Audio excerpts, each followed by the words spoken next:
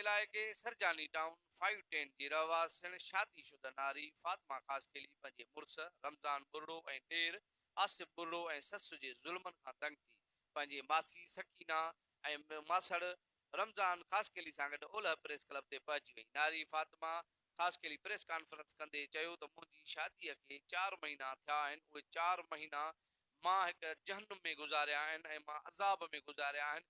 उन नारी जो चवण हुयो त मेरा यही कहना है, 4 महीने से इस लोग ने ना राब्ता मेरा करवाया, मुझे मारते थे, पीटते थे, सही है ना।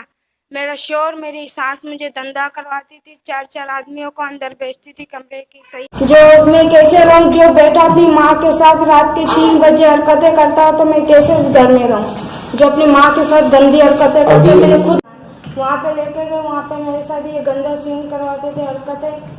तो मेरी अम्मी को धमकियाँ देते थे, मुझे धमकियाँ मारने के देते कि तू अपनी अम्मी के सच बोलेगी तो तेरी अम्मी को हम लोग जान से मार देंगे।